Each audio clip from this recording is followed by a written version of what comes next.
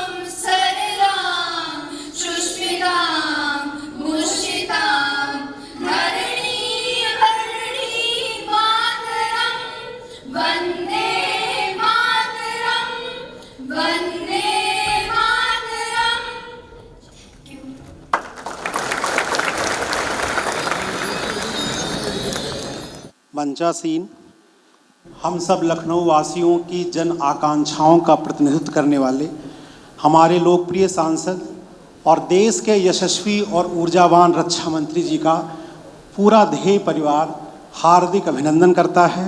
मैं चाहता हूं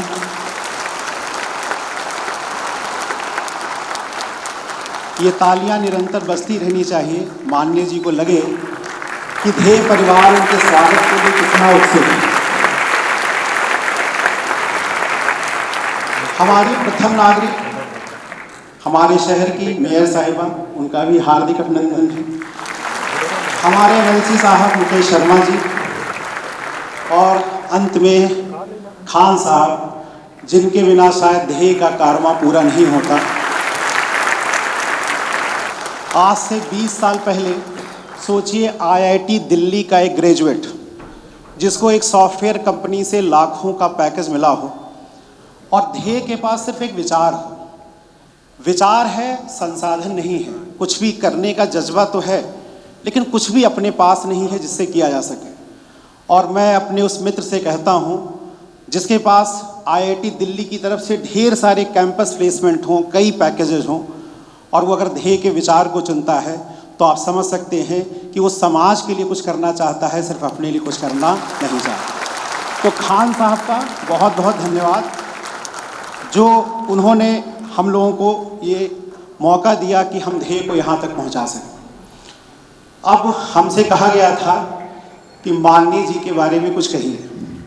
जिस व्यक्ति ने 50 साल सार्वजनिक जीवन को दिए हों, जो भारत के सबसे बड़े प्रदेश का मुख्यमंत्री रहा हो, कृषि मंत्री रहा हो, गृह मंत्री रहा हो, वर्तमान में रक्षा मंत्री रहा हो, उसके लिए मेरे पास क्या शब्द हैं कहने को। आप जानते हैं कि इस गूगल के युग में हर व्यक्ति के बारे में हर चीज़ आदमी जानता है, लेकिन मैं तो शिक्षक हूँ, मैं तो कुछ ऐसी बात भी जानता हूँ जो गूगल भी शायद नहीं जानता। और उसमें 2 कहानियाँ मैं आपको सुनाऊँगा जो शायद माननीय जी भी रिकॉल करें और जो मुझसे भी जुड़ी हुई हैं और माननीय जी से भी जुड़ी हुई हैं। बात 1998 की है, मैं आपको थोड़ा पीछे ले जाता हूँ। लखनऊ विश्वविद्यालय के हॉस्टल के 2 लड़के कहीं इंदिरा नगर में जाते हैं, उनका कहीं झगड़ा हो जाता है, वहाँ के कुछ स्थानीय अपराधी उन्हें गोली मार देते हैं, वो दोनों बच्चे मर जाते हैं। और आप जानते हैं कि अगर लखनऊ विश्वविद्यालय के बच्चे मर जाएं तो छात्र कितने उत्तेजित हो जाएंगे, उनका गुस्सा, उनकी नाराजगी मुझे बताने की जरूरत नहीं है। युवा का मतलब ही होता है ऊर्जावान होना, और ऊर्जा सकारात्मक भी हो सकती है और विध्वंसात्मक भी। जाहिर बात है कि बच्चे बहुत उत्तेजित थे और 2-3 दिन बीत जाने के बाद पुलिस को ऐसा लगा, ऐसा आज भी लगता है लोगों को, अब तो हमारे बहुत से ध्येय फाउंडेशन के बच्चे पुलिस में हैं तो पता चलता है कि पुलिस पर दबाव कितना है। पर युवा होते समय ऐसा लग रहा था कि शायद जो बच्चे हैं उनको लग रहा था कि पुलिस उनका सपोर्ट नहीं कर रही है, और ऐसी अफवाह थी कि ये कुछ ताकतवर लोग उनको बचा रहे हैं। छात्रों का गुस्सा बढ़ा और तभी पता चला कि उस समय के तत्कालीन चीफ मिनिस्टर साहब स्वर्गीय कल्याण सिंह जी निराला नगर में एक सरस्वती शिशु मंदिर के कार्यक्रम में आए हैं। उस कार्यक्रम में ढेर सारे लोग पहुंचे। उस कार्यक्रम में बच्चों का ये था कि वो मुख्यमंत्री जी से मिलकर अपनी बात कहेंगे और बताएंगे कि पुलिस कार्रवाई नहीं कर रही है। जब वहां भीड़ पहुंची तो पुलिस ने, जैसा होता है, पहले रोका, फिर डराया, फिर धमकाया, लेकिन बच्चे मानने के लिए तैयार नहीं थे। उन्होंने कहा हम तो मिलेंगे। तो एक पुलिस अधिकारी आया और उसने कहा कि केवल 2 लोग जाएंगे, अंदर और किसी को जाने की अनुमति नहीं मिलेगी। आखिर में 2 लोगों को अनुमति मिली और वो 2 लोग जब अंदर पहुंचे तो वहां चूंकि मुख्यमंत्री जी बहुत व्यस्त थे, हम लोग 2 लोगों को गेट के बाहर बैठा दिया।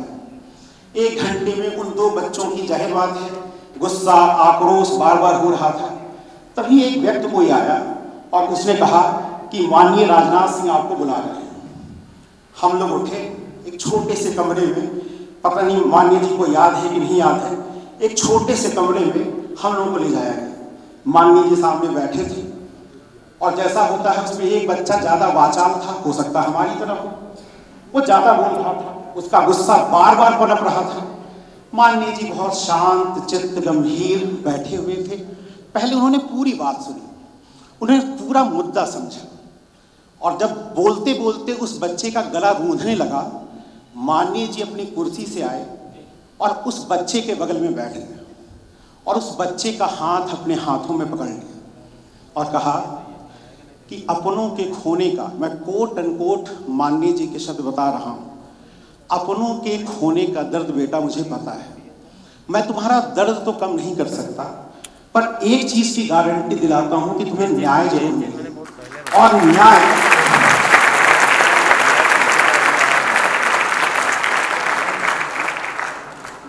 उनकी आगे के शब्द जरा ध्यान से सुनिएगा। उन्होंने कहा न्याय तुम्हें सिर्फ इसलिए नहीं मिलना चाहिए कि तुम लोगों के किसी मित्र की हत्या हो गई। अगर वो हत्यारे नहीं पकड़े गए तो इस लखनऊ ही नहीं, इस प्रदेश के युवाओं का शासन और सत्ता से विश्वास खत्म हो जाएगा। और लोकतंत्र जो है वो ताकत से नहीं चलता, लोगों के भरोसे से चलता है, लोगों की निष्ठा से चलता है जो सरकार पर होता है। वो बच्चा जो पहले बहुत आक्रोशित था, शांत हो गया। कहते हैं कि जब तर्क प्रभावी होते हैं और तर्क को शब्द मिल जाए तो गद्य का, प्रोज का रूप लेता है। जब भाव प्रभावी हो और शब्द मिल जाए तो कविता बन जाती है। पर भाव जब प्रबल हो जाए, शब्द न मिल रहे हों, तो वो आंसू बह के निकलने लगते हैं। उस बच्चे की आंखों में आंसू निरंतर बहते रहे, वो कुछ नहीं बोला, वो चला गया। माननीय जी, आपने जिस बच्चे का हाथ पकड़ा था, उस बच्चे ने 25 साल में 28 राज्यों, 8 संघ शासित क्षेत्रों में 5000 से ज़्यादा IAS IPS ऑफिसर बनाए हैं, वो बच्चा मैं हूँ जो आपके सामने क्या हूँ खड़ा।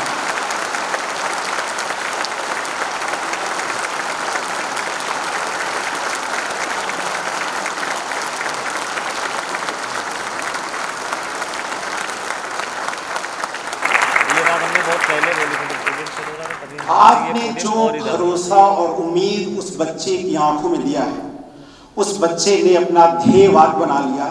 हर निराश हताश आंखों में उम्मीद की किरण कैसी भरी जाए, हर उस आंखों में जहां उम्मीद खत्म हो रही हो, भरोसा खत्म हो रहा हो, उस भरोसे को कैसे जगाया जाए। तो जो बीज भरोसे और उम्मीद का उस दिन आपने डाला था, वो वटवृक्ष बनकर खड़ा है आपके सामने, और उसकी शाखाएं पूरे भारत में क्या हुई हैं, फैली हुई। मैं जानता हूं आपके जीवन में अर्जुन बहुत होंगे, पर कई हमारे जैसे एकलव्य भी हैं जो जीवन के अलग अलग क्षेत्रों में आपके लिए कुछ न कुछ कर रहे होंगे, कुछ न कुछ सोच रहे होंगे। दूसरी बात, जो मैं, समय कम है, मैं जानता हूँ ज़्यादातर लोग माननीय जी को सुनने आए हैं, हमें शायद सुनने नहीं आए होंगे, और ज़्यादातर बच्चे तो हमारे छात्र हैं, उनको लगता होगा गुरुजी पहले भी पकाते थे, अभी पका रहे हैं। दूसरी बात जो मैं आपसे कहूँगा कि जब तक माननीय जी नहीं आए थे, इस रो में हमारे सारे इस साल के सिलेक्टेड बच्चे बैठे हुए हैं, कुछ लोग घेर के बैठे थे। उसमें अभिषेक कहाँ हो, खड़े हो जाओ जरा। अभिषेक ये बच्चा है, अपने हाथों से इसने माननीय जी का एक अपने हाथों से स्केच बनाया।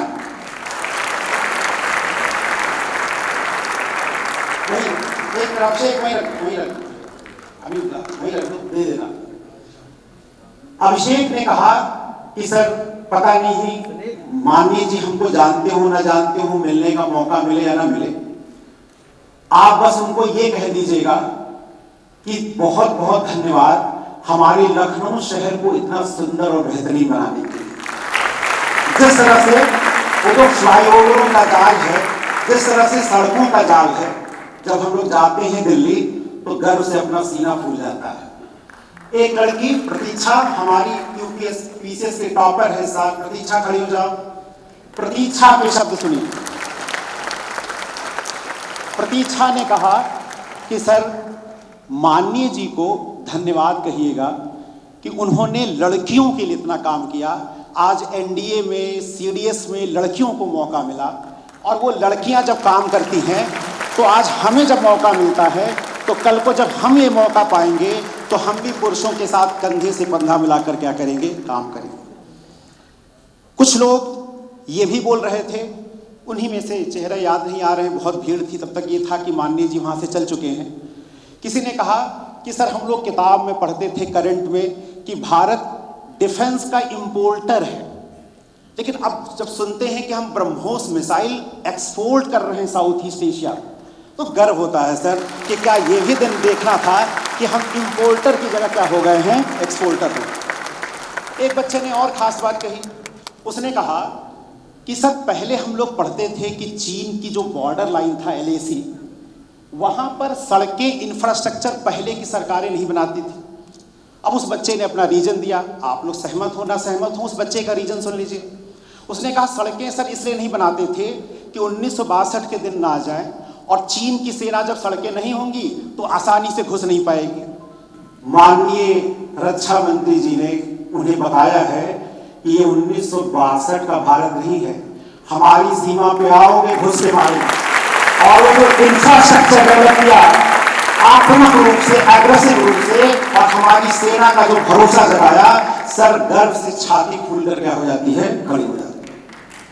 मैंने कहा कि इसमें क्या खास बात, आपने अपने प्रतिनिधि को लखनऊ में चुना, और वो प्रतिनिधि का काम ही है कि वो इंफ्रास्ट्रक्चर डेवलप करे। आपने अपने डिफेंस मिनिस्टर को चुना, उस डिफेंस मिनिस्टर का काम है आत्मविश्वास जगाना।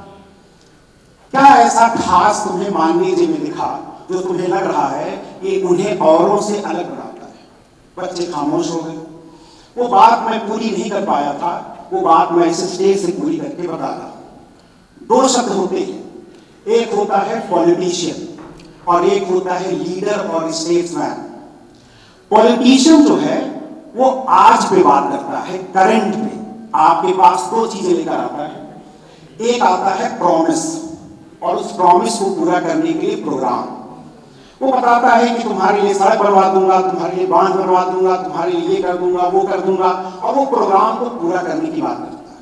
वो वर्तमान की बात करता है, आज की बात करता है। पर कोई आपसे वोट मांगने जाए और आप उससे पूछिए कि हमारे लिए तो ठीक है, हमारे आने वाली पीढ़ियों के लिए क्या, हमारे पोते के लिए क्या, 2050 का भारत कैसा होगा? कोशिश करके देखिएगा, बहुत कम लोग होंगे जिस इसका उत्तर दे पाएंगे। पर जो लीडर होता है वो आज की भी बात करता है और भविष्य के भारत की भी बात करता है। वो दूरदृष्टा होता है, वो विजनरी होता है, उसके पास एक रोड मैप होता है कि दुनिया को में भारत का स्थान कैसे दिलाना है। मेरे आर्गुमेंट है, और ये आर्गुमेंट मैं बता रहा हूं आपको।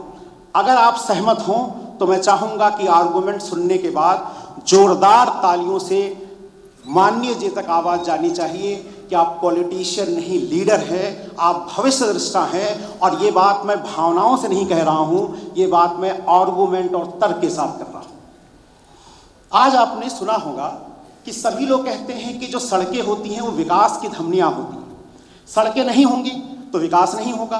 और हम आज यूपी में गर्व से कहते हैं कि हम एक्सप्रेसवे के पूरे उसमें बिछे हुए हैं, हम गर्व से कहते हैं। आपको पता है 1999 में दो स्टेट्समैन, पहला अटल बिहारी वाजपेयी, जिन्होंने ये सपना दिया भारत को कि गोल्डन क्वाड्रिलेटरल के रूप में ये सड़कें बननी चाहिए, इन्हीं में भारत का भविष्य है। और उन्होंने जिस सेनापति को चुना उनका नाम था माननीय राजनाथ सिंह, जो भूतल परिवहन मंत्री के रूप में चाहे साथ। इसमें से बहुत से बच्चे हैं जो किसान परिवार के हैं, वो किसानों से जुड़े हुए हैं। आप किसी भी किसान से जाके पूछिए, सबके घरों में होंगे, किसी किसान को सब्सिडी नहीं चाहिए। किसान जैसा स्वाभिमानी व्यक्ति किसी पृथ्वी पे होता नहीं है।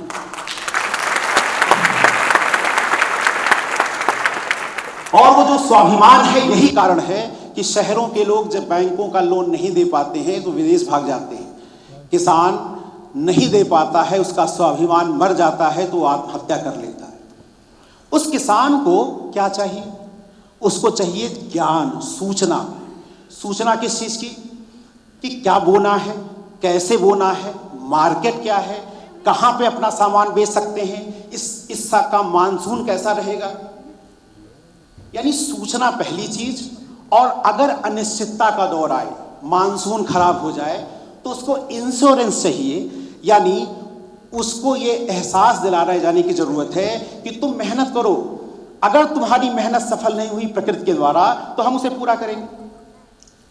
20 साल पहले आज से, जब गूगल की दुनिया नहीं थी, जब लोग जानते नहीं थे गूगल, फेसबुक और सूचना तंत्र क्या था, एक भविष्य दृष्टा के दिमाग में आया कि किसानों को एक कॉल सेंटर मिलना चाहिए जिसका नंबर है 1551, और एक इंश्योरेंस स्कीम मिलनी चाहिए जिससे जब उनके फसल नुकसान हो जाए तो उनको फायदा हो।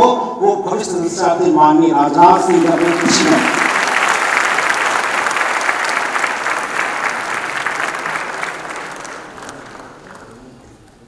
पश्चिम के विचारक ने कहा है कि लोकतंत्र की विडंबना होती है।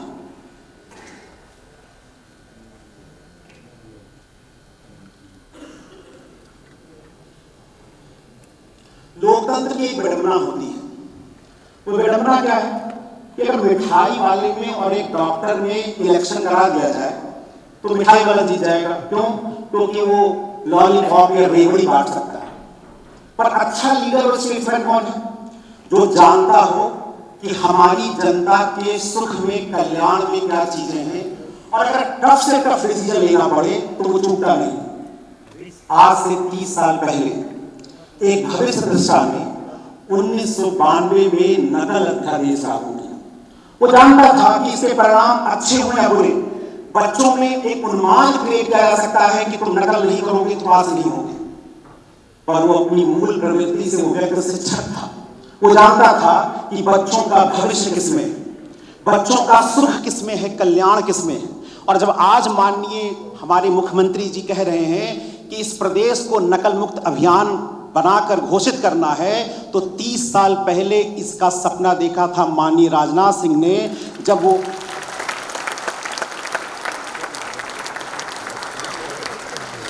कुल मिलाकर अब आपसे मैं पूछता हूं कि वो पॉलिटिशियन है कि वो लीडर है। जोरदार ताली से होना चाहिए कि वो पॉलिटिशियन नहीं, लीडर है, स्टेट्समैन है, वो भविष्य दृष्टा है, वो आपके लिए वो संभावनाएं लेकर आएंगे जो शायद किसी और पॉलिटिशियन में नहीं है। मैं जानता हूं ज़्यादा समय मैं नहीं लूँगा, माननीय जी अपनी बात कहें, अपने आशीर्वचन दें उन बच्चों के लिए जो देश का भविष्य है। और मैं माननीय जी से कहूँगा कि एकलव्य की तरह मैंने भी आपको एक अपनी तरफ से एक छोटा सा, अंगूठा तो नहीं, एक छोटा सा दिया है। आज लखनऊ जिले में जिलाधिकारी से लेकर एडीएम से लेकर सारे बच्चे ध्येय फाउंडेशन के हैं, वो आपके साथ कंधे से कंधा मिलाकर खड़े हैं और वो आपके साथ काम करेंगे। धन्यवाद। जय हिंद, जय भारत। मुख्य अतिथि के रूप में हमारे माननीय रक्षा मंत्री भारत सरकार यहाँ मौजूद हैं। एक बार चाहूँगी कि पुनः अभिनंदन करें जोरदार तालियों से। माननीय रक्षा मंत्री जी से अनुरोध है कि अपने आशीर्वचनों से हम सबको अनुरोध अभिसिंचित करें आप सभी की जोरदार दमदार तालियों के माध्यम से।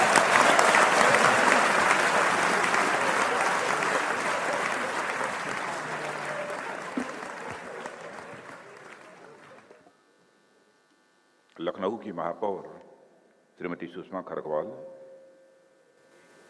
सदस्य विधान परिषद श्री मुकेश जी शर्मा और इस ध्येय फाउंडेशन के संस्थापक श्री विनय सिंह जी, निदेशक ध्येय फाउंडेशन मिस्टर QH खान, श्रीमान दिवाकर जी त्रिपाठी, सेवानिवृत्त IAS, और इस सभागार में बैठे जिन लोगों का सिलेक्शन हो चुका हो, सब सारे लोग हैं ना विनय सिंह जी इसमें? हाँ, अच्छा, इधर है। मैं सभी को मिला जुला कर मैं कह देता हूं कि बैठे मेरे सभी बच्चों,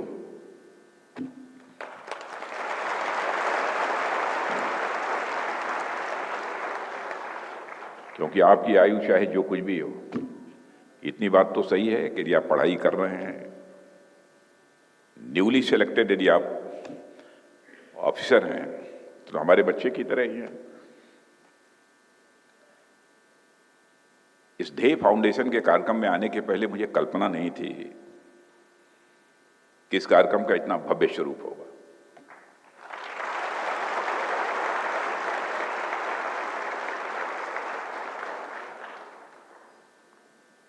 और विनय सिंह जी से हमारा बहुत नजदीक का परिचय कभी का नहीं रहा है,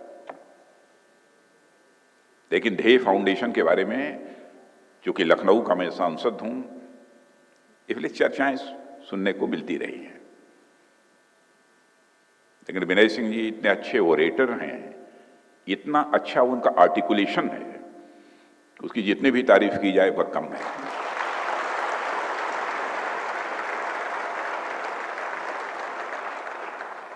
और वहीं आगे बैठे हुए देख रहा था, ध्येय समम उत्थान, टुगेदर वी कैन राइज। ये सच है। इसको ज्यादा इलेबोरेट ना करते हुए, सभी मैथमेटिक्स तो कम से कम जूनियर हाई स्कूल तक अथवा हाई स्कूल तक तो सबने पढ़ी ही होगी, ये बात सही है। साथ ही हम मिलकर आगे बढ़ सकते हैं, साथ ही हम भारत का भविष्य बना सकते हैं।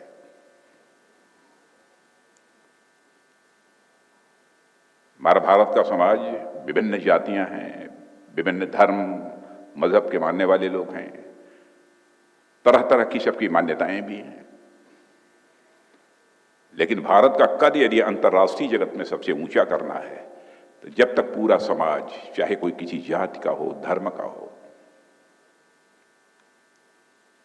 मिलजुल कर एक लक्ष्य निर्धारित करके आगे नहीं बढ़ेंगे, तो हम भारत को का कद, भारत का स्टेचर दुनिया में हम बड़ा नहीं कर सकते। इसलिए इसका मैं देख रहा हूं कि बहुत ही ये जो ध्येय समम उत्थान, ये बहुत विचार करने के बाद ये यहाँ पर लिखा गया होगा, अथवा इसका मोटो होगा इस फाउंडेशन का। इसके लिए भी मैं विनय सिंह जी और इस पूरे फाउंडेशन को अपनी तरफ से हार्दिक बधाई देता हूं।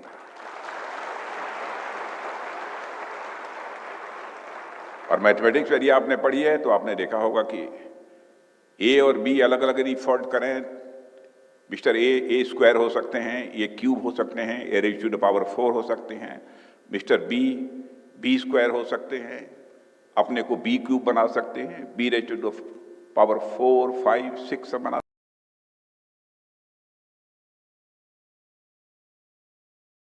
सकते हैं अलग अलग। लेकिन दोनों मिलकर यदि फैसला करें तो a plus b whole square not only be a square plus b square, but you will get something additional that will be 2ab.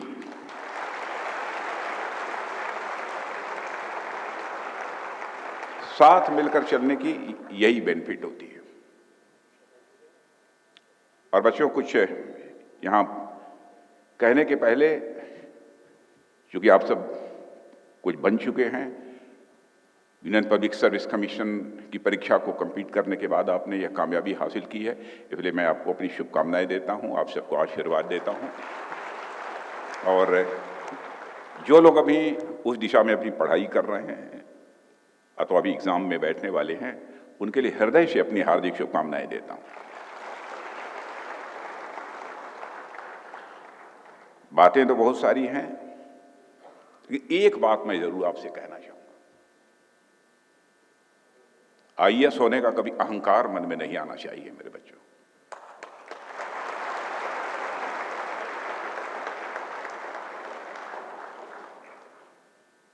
और यह बात कहने का साहस मैं इसलिए जुटा पा रहा हूं क्योंकि राजनीतिक क्षेत्र में कोई ऐसा पद नहीं बचा है जिस पद को मैंने अपनी जिंदगी में हासिल न किया हो।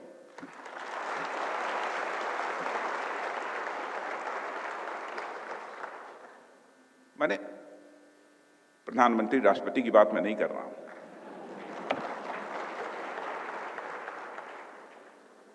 वो तो कोई एक होगा। जो बनता है वही हमारे लिए आदर्श है, क्योंकि मैं मानता हूं प्रधानमंत्री हो, राष्ट्रपति हो, ये व्यक्ति नहीं होते हैं, ये संस्था होती हैं। They are not individual but they are institution. यदि मैं बात कह रहा हूं तो उसको छोड़कर मैं बात कर रहा हूं।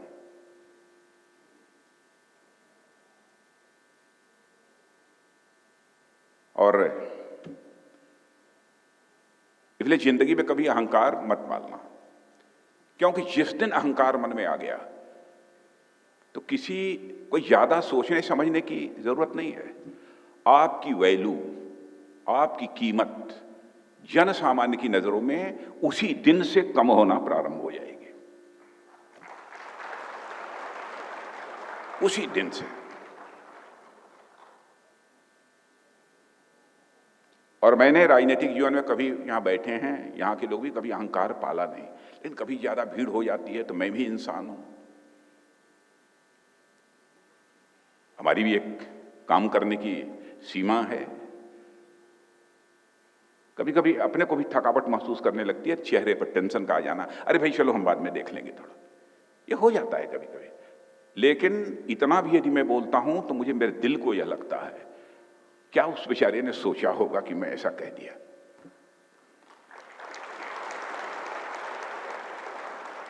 बराबर मन के अंदर हर प्राणी के प्रति संवेदना होनी चाहिए, हर प्राणी के प्रति संवेदना होनी चाहिए। और अहंकार यदि पैदा हो गया तो ह के ऊपर लगा हुआ पॉइंट, यदि किसी भी नंबर के पहले ह के ऊपर लगा हुआ वो पॉइंट लगा दो, चाहे 1 होगा तो 1 की वैल्यू 1 नहीं रह जाएगी, बल्कि 1 की वैल्यू 1/10 हो जाएगी। ये बहुत डेंजर है। अपने जीवन में बराबर इससे आप बचना, यह मेरा सुझाव है। क्योंकि मैं लगभग सैकड़ों, 100 नहीं सैकड़ों आईएएस ऑफिसर्स के साथ मैं काम कर चुका हूं, यहां का चीफ मिनिस्टर रहने के कारण भी, surface transport minister, agriculture minister, home minister, now I am defence minister. यह सावधानी मैंने बरती है, इसलिए मैं कह रहा हूं।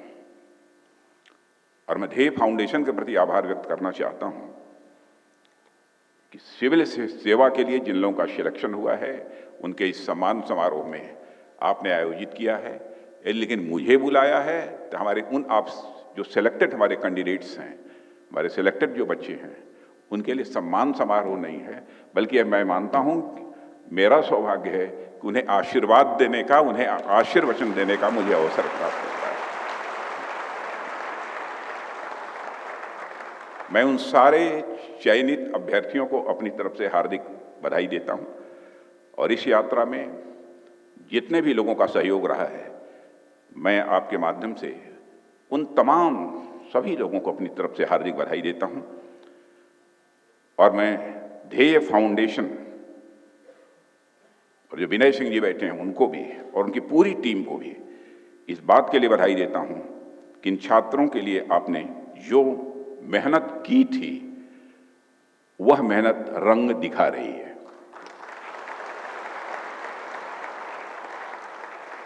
साथियों, आज यहां आप सबके बीच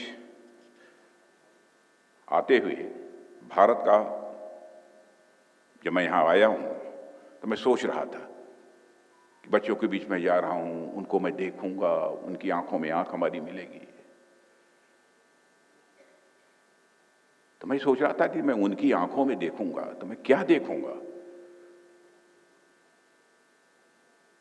तो मेरे दिमाग में एक आता है, यदि उन बच्चों की आंखों में भी मैं देखूंगा तो उन बच्चों की आंखों में भारत का भविष्य देखूंगा।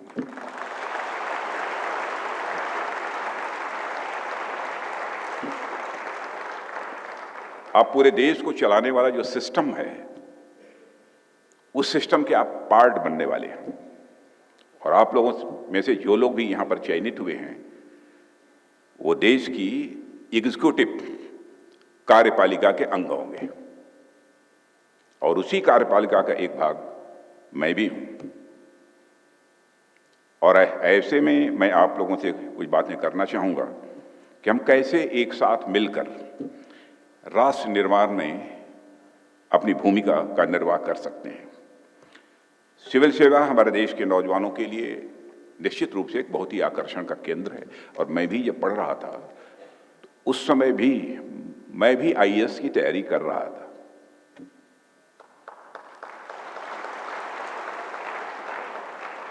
लेकिन बच्चों, आपके बीच चर्चा करने में कोई संकोच नहीं है, थोड़ा सा मैं उग्र तेवर का था। उग्र, कहीं यदि किसी ने कुछ गड़बड़ किया तो तुरंत उसे लड़ जाना। अब आज मैं खोल ही देता हूं, मैं हाथ भी चला देता था।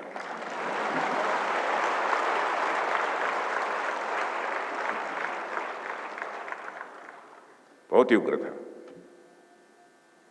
एक हमारे वाइस चांसलर हुआ करते थे, प्रोफेसर पीटी चांडी, वो रिटायर्ड आईसीएस थे। एक बार यूनिवर्सिटी में हड़ताल हुई, एमएससी प्रीवियस था या फाइन नहीं, थर्ड सेमेस्टर था, नहीं प्रीवियस था, सेकंड सेमेस्टर था। उसके पहले मैंने यूनिवर्सिटी में हड़ताल करा दी।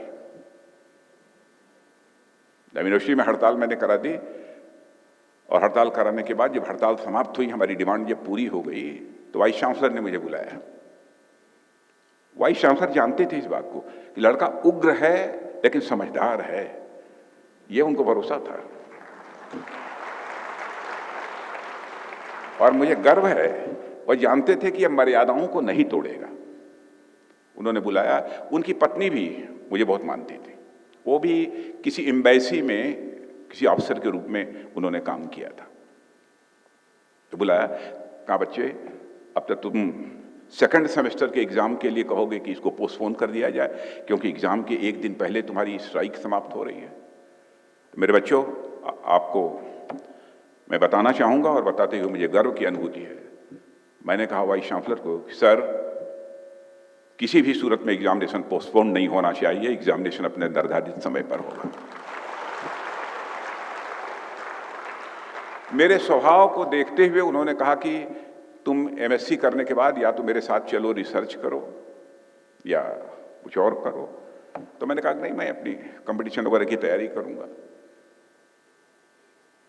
लेकिन छात्र जीवन से ही राजनीति का कीड़ा भीतर था, हर समय कुरेदता था, तैयारी से मैं कर रहा था, लेकिन मुझे खींचता था उस और फिर राष्ट्रीय स्वयंसेवक संघ से जुड़ा। धीरे धीरे पैर फिसलते चले गए। 23 साल की उम्र में जेल चला गया। अब जब जेल चला गया तब तो फिर इमरजेंसी का दौर था। अब आप समझ लीजिए मैं कितना शरीफ लड़का रहा होऊंगा कि पुलिस ने उठाकर मुझे जेल में बंद कर दिया। उस समय डेमोक्रेसी को रेस्टोर करने की लड़ाई सारे देश में चल रही थी, इमरजेंसी लगी थी। मैं भी कूद पड़ा था उस आंदोलन में। जयप्रकाश जी का मूवमेंट था। 18 महीने जेल में था, भूल गया मैं आईएएस। और उसके बाद यूं ही मैं निकलकर बाहर आया, मुझे जानकारी मिली कि मुझे मेंबर ऑफ पार्लियामेंट का टिकट मिला है 25 साढ़े 25 साल की उम्र में, लेकिन वो कट गया।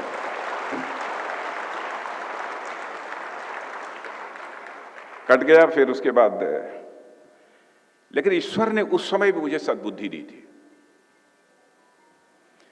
बहुत हमारी समय के जो लोग होंगे शायद याद होगा, मिर्जापुर भदोही संसदीय निर्वाचन क्षेत्र। क्षमा कीजिएगा, इन घटनाओं की चर्चा मैं इसलिए कह रहा हूं कि आपके भी जीवन में बहुत सारी प्रतिकूल परिस्थितियां, एडवर्स सर्कमस्टांसेस आएंगे। उन सर्कमस्टांसेस के चैलेंज को कैसे मीट आउट करना चाहिए, इसलिए मैं इस बात की मैं चर्चा कर रहा हूं। तो 7 दिन तक मेरी कन्वेंसिंग वगैरह भी हुई। और भाई अब एमपी में बनने जा रहा था, 25 साल 26 साल की उम्र रही होगी। अब इससे बड़ी बात हमारे लिए क्या हो सकती थी। लेकिन जब एकाएक मेरे अथॉरिटी लेटर का कैंसिलेशन ऑर्डर, और मिस्टर फकीर अली अंसारी मिर्जापुर भदोही से थे, उनका अथॉरिटी लेटर आ गया कि राजनाथ सिंह का टिकट कट गया और फकीर Ali Ansari now will be the candidate for the Mirzapur Bhadohi parliamentary constituency. Magistrate ने कहा, सॉरी मिस्टर सिंह, आपको टिकट नहीं मिलेगा, सिंबल नहीं मिलेगा, क्योंकि अब आपका अथॉरिटी लेटर कैंसिल हो गया और मिस्टर फकीर अली अंसारी का। थोड़ी देर तो मुझे बहुत गुस्सा आया, लेकिन ईश्वर की कृपा थी। मैंने धैर्य नहीं खोया, संयम नहीं खोया, आपा नहीं खोया। हमारे लोग नारेबाजी करने लगे तो उन्होंने कहा, साहब सिंबल ले लीजिए, इंडिपेंडेंट कैंडिडेट का आपको सिंबल मिलेगा। मैंने कहा मुझे सिंबल नहीं चाहिए। और फकीर अली अंसारी को हाथ पकड़कर मैं ले गया और मैंने कहा, फकीर अली अंसारी को सिंबल दीजिए। और फकीर अली अंसारी को सिंबल मिला था, लेकिन इंडिपेंडेंट कैंडिडेट के रूप में मिल चुका था, नाम बैलेट पेपर पर था। लेकिन उनके पक्ष में मैंने कन्वेंसिंग उस समय की थी और मैंने कहा कि दुर्भाग्य से मैं प्रत्याशी के रूप में, मैं अथराइज्ड कैंडिडेट, दल के अधिकृत प्रत्याशी के रूप में आपके चुनाव में भाग नहीं ले पा रहा हूं। लेकिन जिस प्रत्याशी को भी पार्टी ने सिंबल दिया है, मैं आप सबसे तहे दिल अपील करना चाहता हूं कि उसके पक्ष में आप अपनी मुहर लगाएं। और किसी ने मेरे नाम के आगे, दुर्भाग्य से, चूंकि बैलेट पेपर पर इंडिपेंडेंट कैंडिडेट के रूप में नाम था, यदि किसी ने मेरे नाम के आगे मुहर लगा दी तो मैं समझूंगा कि वो मेरे मस्तक पर कलंक का टीका है। मनुष्य जिंदगी में संयम और धैर्य से यदि काम ले, निश्चित रूप से कुछ हासिल होता है। और उसके बाद एक बहुत बड़ी पब्लिक मीटिंग थी। मिर्जापुर गवर्नमेंट कॉलेज है, यदि कोई होगा उधर जानते होंगे। चौधरी चरण सिंह बहुत बड़े लीडर थे उस समय, भारत के कुछ समय के लिए प्राइम मिनिस्टर भी रहे हैं। वो आए थे तो यह हुआ कि राजनाथ सिंह का टिकट कटा है, जनता विरोध करेगी। कोई प्रिसाइड करने को तैयार नहीं था। तो 25.5 साल की उम्र में मुझसे चौधरी चरण सिंह की मीटिंग प्रिसाइड कराई गई थी। और उस समय जब मैंने यही भाषण 3 मिनट का 4 मिनट का भाषण दिया था और मैंने कहा दुर्भाग्यवश मेरा नाम तो मतदान पत्र पर रहेगा, लेकिन किसी ने मेरे नाम के आगे मुहर लगा दी तो मैं समझूंगा कि कलंक का टीका लगा रहा है। तो चौधरी चरण सिंह हेलीकॉप्टर से फ्लाई करने के बाद वह दूसरे दल के थे, दूसरे घटक के थे, लोक दल के या को उनकी पार्टी का नाम कुछ ऐसा ही था उस समय। जब लखनऊ पहुंचे तो हमारे पार्टी के लीडर से उन्होंने कहा कि मैं भले ही दूसरी पार्टी का हूं, दूसरे घटक का हूं, लेकिन मैं आप जनसंघियों से रिक्वेस्ट करना चाहूंगा कि विधानसभा का टिकट यदि किसी को यहां से मिलना चाहिए तो राजनाथ सिंह को मिलना चाहिए। धैर्य रखोगे अपने जीवन में, मर्यादाओं का पालन आप करोगे, परमात्मा का आशीर्वाद प्राप्त होगा। कुछ लोग ऐसे भी हैं, सो कॉल्ड प्रोग्रेसिव्स उन्हें मानता हूं, जो सुपर पावर में विश्वास नहीं करते। है सुपर पावर इस दुनिया में,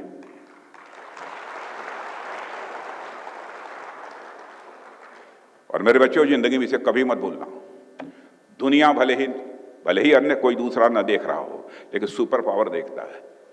मैं साइंस का, विज्ञान का छात्र रहा हूं, लेकिन फिर भी उस सुपर पावर में मेरा पूरा विश्वास है। और सदैव जिंदगी में मन बड़ा करके काम करना, छोटे मन से काम मत करना। अब आपसे कोई मिलने के लिए आ जाए, आप कलेक्टर हो, बैठे हो, आप मुस्कुरा दो, क्या बुरा है? आइए बैठिए। ऐसे ऐसे भी कलेक्टर्स को देखा है मैंने, जैसे लगता है कि उनके आगे कोई है ही नहीं, लेकिन ऐसे ऐसे भी कलेक्टर्स को देखा है। आज भी मैं उन्हें भूल नहीं सकता। मैं सचमुच बताऊं, जिंदगी में इंस्पायर हुआ हूं तो ऐसे आईएएस और आईपीएस ऑफिसर्स के कारण भी मैं इंस्पायर हुआ हूं। इनके साथ मैंने काम किया। मैं छोटा था तो बच्चों की तरफ प्यार देते थे, क्योंकि मैं पब्लिक रिप्रेजेंटेटिव था, एमएलए था, सम्मान भी देते थे। एक मिस्टर अग्रवाल थे, डिस्ट्रिक्ट मजिस्ट्रेट थे। मैं जब 26 साल की उम्र का था, जब एमएलए हो गया, तो मैं उनके ऑफिस पहुंचा, खड़े हो गए। डेमोक्रेटिक सेटअप में आप हमारे रिप्रेजेंटेटिव में, इसलिए हमें सम्मान करना चाहिए बात। अरे मैंने कहा कि आप जो है, आपकी उम्र लगभग 50 के आसपास रही होगी, आप 50 के हैं, मैं तो आपकी आधी उम्र का हूं, ऐसा मत करिए। उसमें मैं भी बच्चा था। तो उन्होंने मुझे बताया कि नहीं, मैं क्यों खड़ा हो रहा हूं। इसलिए इन सब चीजों का हमको जिंदगी में सदैव ध्यान रखना चाहिए। इसमें कहीं दो राय नहीं है कि ये सिविल सर्विसेज हमारे देश के नौजवानों के लिए एक आकर्षण का एक केंद्र रही हैं और रहेंगी। इसमें कहीं दो मत नहीं है। जाहिर सी बात है, इस सेवा के साथ पद और प्रतिष्ठा आपको तो मिलती ही है,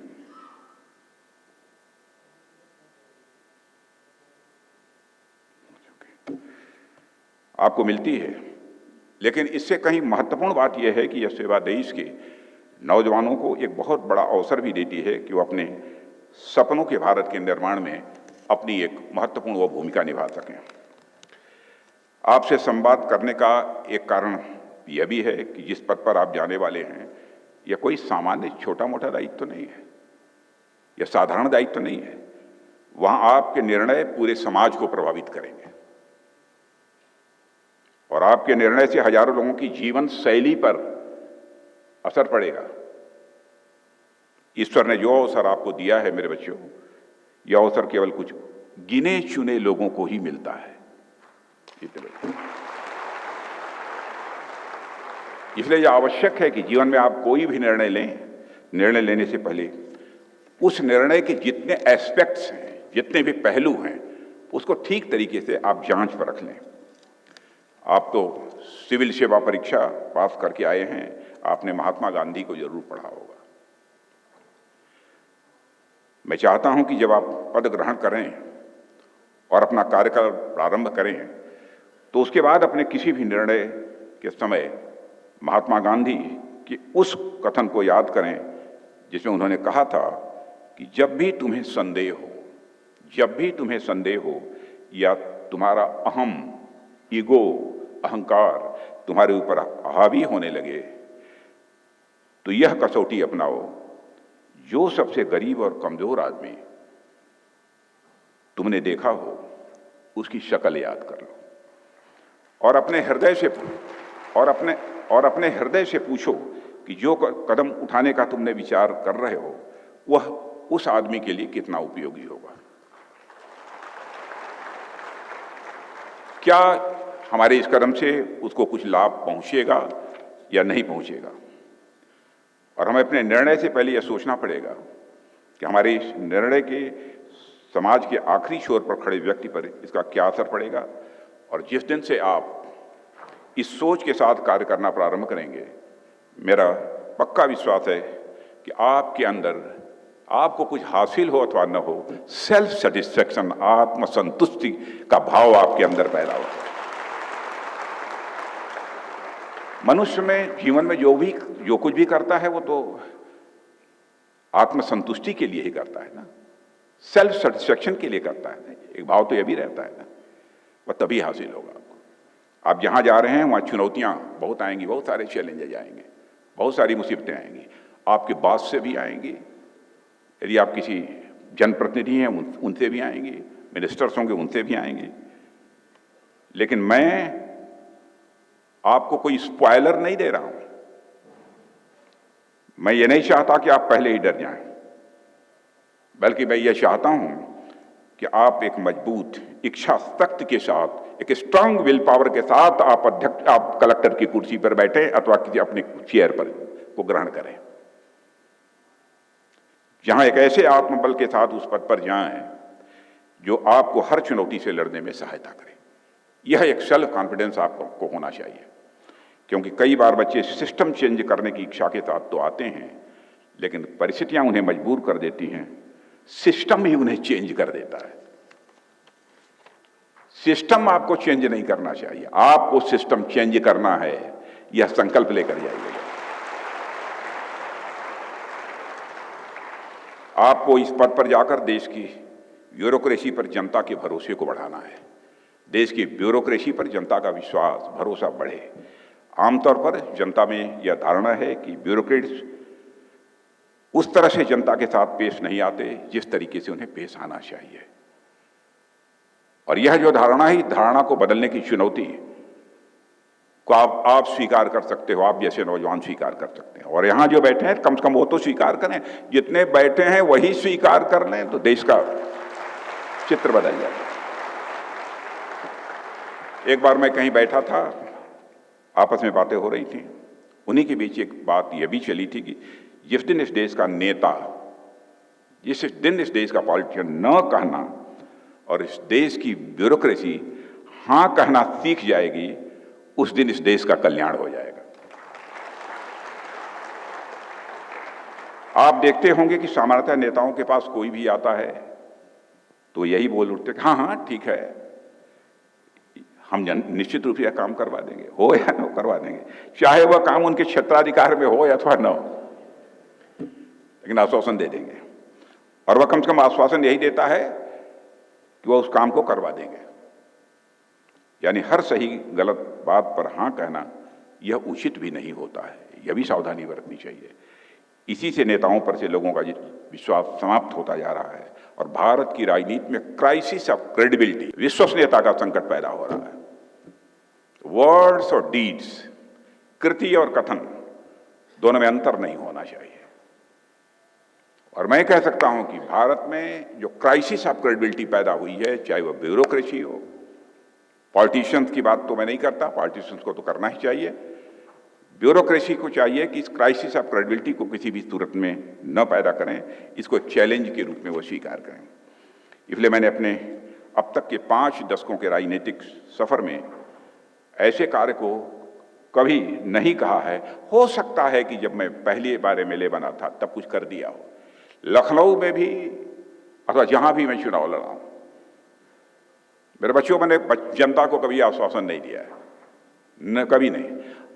कहीं कोई समस्या आई तो मैंने यही कहा होगा कि आप सब अपनी शुभकामनाएं दीजिए, परमात्मा मेरे अंदर वह शक्ति दे ताकि आपकी जो अपेक्षा है, आपकी जो हमसे एक्सपेक्टेशंस हैं, उन अपेक्षाओं की, एक्सपेक्टेशंस की कसौटी पर मैं खरा उतर सकूं। आपकी शुभकामनाएं चाहिए, इसी भाव से मैंने काम किया। इसलिए और ब्यूरोक्रेसी में इस बात का तो विशेष रूप से ध्यान देना चाहिए। ऐसा माना जाता है कि जो ब्यूरोक्रेट वहाँ कार्यालय में बैठा है वह न कहने के लिए ही बैठा है। मैंने बहुत देखा, कुछ हैं, कई बार ये देखा जाता है कि आपके हर कागजात पूरे सही भी हैं, तब भी काम निकलना मुश्किल हो जाता है। लेकिन लोग समझते हैं केवल ब्यूरोक्रेसी के कारण ही होता है। बहुत सारी चीज़ें रहती हैं जिसके कारण ये हर्डल्स पैदा होते हैं। ऐसा लगता है ब्यूरोक्रेट्स काम में अड़ंगा डालने के लिए बैठे हैं और सामान्य अवधारणा ये देखने को मिलती है। लेकिन जिस दिन इसका उल्टा होगा कि जिस दिन इस देश का नेता गलत काम को न कहना सीख जाए और जिस दिन इस देश की ब्यूरोक्रेसी सही काम को हाँ कहना सीख जाए, उस दिन जनता का लोकतंत्र पर भरोसा और मजबूत हो जाएगा। आप जनता के साथ जितना ज्यादा जुड़ेंगे, जनता का लोकतंत्र पर भरोसा उतना ही अधिक बढ़ेगा। डेमोक्रेसी को स्ट्रेंथन करना, डेमोक्रेसी को मजबूत करना, यह भी आपकी जिम्मेदारी बनती है। आप पॉलिटिक्स में नहीं है तो इसका मतलब कि डेमोक्रेसी से कोई लेना देना नहीं है। ऐसा नहीं होना चाहिए। जनता का विश्वास डेमोक्रेसी पर बढ़े, क्योंकि इससे बढ़िया और कोई सिस्टम तो दुनिया में नहीं है। और मुझे इस संबंध में एक प्रसंग याद आ रहा है। आप सभी ने दुष्यंत और शकुंतला की कहानी तो या तो पढ़ी होगी या तो सुनी होगी। उनके पुत्र भरत के नाम पर ही हमारे देश का नाम ये भरत पड़ा हुआ है। प्रसंग कुछ इस प्रकार था कि महाराजा दुष्यंत ने शकुंतला के साथ विवाह किया था और विवाह करने के पश्चात वह वापस अपने राज्य में आ गए। और विवाह के पश्चात माता शकुंतला गर्भवती हुई और गर्भधारण के 7वें महीने में महर्षि कण्व, इनका भी आपने नाम सुना होगा, महर्षि कण्व के आश्रम से माता गौतमी शकुंतला को लेकर दुष्यंत महाराज से मिलने उनके महल गई। तो जिस समय वो दोनों राजधानी पहुंची उस समय रात्रि का अंतिम पहर था, यानी लगभग रात के 2-3 बजे होंगे। माता गौतमी ने द्वारपाल से कहा, जो गार्ड वहां खड़ा था, कि ये शकुंतला हैं, महाराजा दुष्यंत ने से इनका विवाह हुआ है। ये कोई सामान्य महिला नहीं है, मुझे महाराजा दुष्यंत से मिलना है। आप ये बताइए कि वह कब सोकर उठेंगे ताकि मैं उनसे मिल पाऊं। तो द्वारपाल ने कहा कि महाराजा से मिलने के लिए आपको किसी प्रतीक्षा की आवश्यकता नहीं है। यहां दरवाजे पर एक बड़ा सा घंटा लगा हुआ है, उस घंटे को आप बजाइए, सोए हुए महाराज दुष्यंत जाग कर स्वयं आपके सामने आ जाएंगे।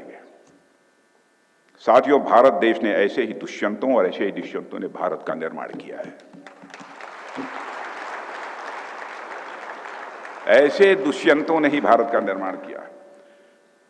आपको भी जनता के लिए स्वयं इसी तरीके से जनता के समक्ष आपको स्वयं को उपस्थित रखना होगा।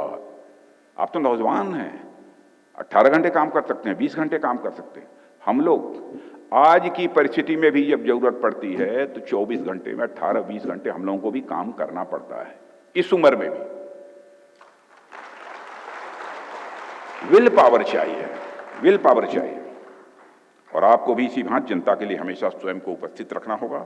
आपकी नौकरी के साथ साथ आपको सुविधाएं भी मिलेंगी, लेकिन वह सुविधाएं आपको सिर्फ इसलिए मिलेंगी ताकि आप जनता से ज्यादा कनेक्ट रख सकें। साथियों, हम सभी लोकतंत्र के इस विशाल छतनार वृक्ष के नीचे यह मानकर चलिए आप एक किराएदार मात्र हैं। आप जो वर्दी पहनेंगे, आप जिस कुर्सी पर बैठेंगे, वह वर्दी और वह कुर्सी आपको मानकर चलिए किराए पर मिली है। और आप इसके ट्रस्टी भरे हैं, जैसे ध्येय फाउंडेशन के ट्रस्टी हमारे विनय सिंह हैं। और आपके जाने के बाद यह वर्दी और कुर्सी किसी और के पास चली जाएगी। इसलिए आपका यह पूरा प्रयास रहना चाहिए, आप उस वर्दी को पहनकर, आप उस कुर्सी पर बैठकर ऐसे काम करें कि जब आपका कार्यकाल खत्म हो तो उस वर्दी और उस कुर्सी को भी गुमान हो कि हाँ, एक ऐसा कर्मठ व्यक्ति आया था जिसने अद्भुत काम किया था। और मेरे बच्चों, आप इस बात का सदैव ध्यान रखिएगा कि आपका पद और सुख सुविधाएं यह साधन मात्र हैं, साध्य नहीं है। आपके जीवन का यह लक्ष्य नहीं है। आपका काम जनता तक सरकार की योजनाओं को पहुंचाना होगा, इसलिए आपकी सबसे बड़ी प्रायोरिटी जनता ही होनी चाहिए, देश ही होनी चाहिए। आपका आकलन इससे नहीं होगा कि रिटायरमेंट के समय आप किस पद पर रहे हैं, बल्कि आपका आकलन इस आधार पर होगा कि आपने अपने पद पर रहते हुए क्या क्या किया है, इस आधार पर आपका मूल्यांकन होगा। हाँ, इस संदर्भ में बहुत सारे चैलेंजेस, बहुत सारी चुनौतियां आपके सामने आएंगी, इसमें कहीं दो मत नहीं है। कई बार चैलेंजेस तो हम लोगों के सामने, राजनीतिज्ञों के सामने भी आती हैं, इसलिए आपको पद पर रहते हुए इस बात का भी ध्यान रखना है कि आप किसी जनप्रतिनिधि द्वारा सुझाए गए किसी भी अच्छी बात को ध्यान से सुने और उचित यदि आपको लगे तो उस पर अमल भी करें, क्योंकि लोकतंत्र में जनप्रतिनिधि जनता की आकांक्षाओं का प्रतिनिधित्व करता है। कभी कभी यह धारणा बन जाती है, भाई ये तो क्लास 4 तक पढ़े हुए हैं, जूनियर हाई स्कूल पढ़े हैं, ये आकर मुझे सुझाव देंगे। अरे भाई, उनकी योग्यता नहीं है, लेकिन ऐसे ऐसे भी लोग बैठे हैं, जीवन का अनुभव है समाज में काम करने का। इसलिए बातों को गंभीरतापूर्वक उनकी सुनिए, जिस पर अमल किया जा सकता है उस पर अमल करना चाहिए। यहां मैं पॉलिटिकल इंटरफेरेंस की बात नहीं कर रहा हूं, मैं यदि बात कर रहा हूं तो पॉलिटिकल गाइडेंस की मैं कर रहा हूं। जनप्रतिनिधि अपनी जनता संबंधित मुद्दों को तो आपके सामने उठाएगा ही, उठाना उसके लिए आवश्यक भी है और कभी कभी मजबूरी भी है। इसलिए आपको अपने क्षेत्र में जनप्रतिनिधियों के साथ भी अच्छे रिश्ते बनाकर रखना चाहिए। और मैं देखता हूं कि यहीं इसी ध्येय फाउंडेशन से पढ़े हुए हमारे लखनऊ का डिस्ट्रिक्ट मजिस्ट्रेट सूर्यपाल गंगवार,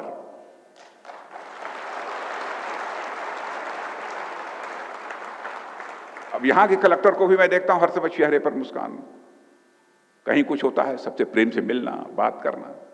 बहुत लोगों को देखा है। हमारे साथ जो निजी सचिव जो कानपुर के डिस्ट्रिक्ट मजिस्ट्रेट रहे हैं, आलोक तिवारी है, वो अपने से छोटे के लोगों से उठा के सर सर, अरे मैं कहा क्या कर रहे हो आप, कहे सर, इतने में उसका हौसला बढ़ जाता है। यह होती है विनम्रता, यह शालीनता होती है। और मुझे पूरा विश्वास है कि आप ध्येय फाउंडेशन के ध्येय वाक्य पर आप नजर डालेंगे तो आप यही पाएंगे कि यहां भी यही लिखा हुआ है, समम उत्थान, मतलब एक साथ मिलकर ही हम प्रगति कर सकते हैं, सबको साथ लेकर ही हम प्रगति कर सकते हैं। यह समय संगक्षध्वम का है, यह समय मिलकर कार्य करने का है, मिलकर देश को आगे के बढ़ाने का है। और मुझे पूरा विश्वास है कि आप सभी इस दायित्व का निर्वहन पूर्ण मनोयोग के साथ करेंगे। और इन प्रशासनिक बातों के अलावा मैं आपसे एक निजी व्यवहार पर भी बात करना चाहूँगा। निजी व्यवहार, कुछ समय बाद जब आप सेवा में आएंगे तो उसके बाद आपके ऊपर बहुत सारी जिम्मेदारियां आएंगी। कई बार यथा समयाभाव के कारण आप अपने परिवार को भी उतना समय नहीं दे पाएंगे जितना कि समय देना चाहिए, और कई प्रकार की चुनौतियां भी आएंगी। लेकिन मेरा आपसे यह आग्रह है मेरे बच्चों कि चाहे लाख चुनौतियां आए, चाहे कितनी भी मुश्किलें आए, आप अपने अंदर के बच्चे को कभी खत्म मत होने देना।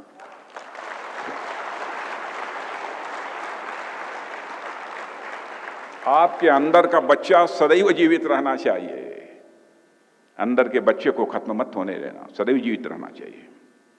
सरलता, सहजता, अहंकार शून्यता, कभी ऐसा नहीं होना चाहिए कि आपने अपने अंदर के बालक को सिर्फ इस वजह से मार दिया कि अब तो आप बड़े पद पर पहुंच गए। इसलिए बच्चे को मरने मत देना। आपके अंदर का बच्चा आपको किसी भी परिस्थिति से घबराने नहीं देगा, वह सदैव आपके व्यक्तित्व को जीवंत बनाएगा। और मुझे मालूम है कि आने वाले समय में आपको अनेक विरोधाभासों और विसंगतियों के बीच काम करना पड़ेगा, काम करना पड़ सकता है।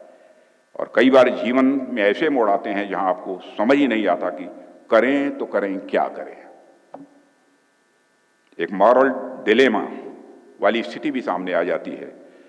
और आप एक शेर आपने भी सुना होगा, मुख्तसर सी जिंदगी की अजीब से अफसाने हैं, मुख्तसर सी जिंदगी की अजीब से अफसाने हैं, यहाँ तीर भी चलाने हैं और वहाँ परिंदे को भी बचाने हैं।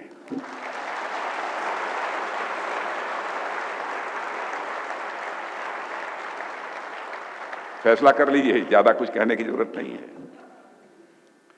तो ऐसी स्थिति आपके सामने भी आए तो कोई बड़ी बात नहीं है।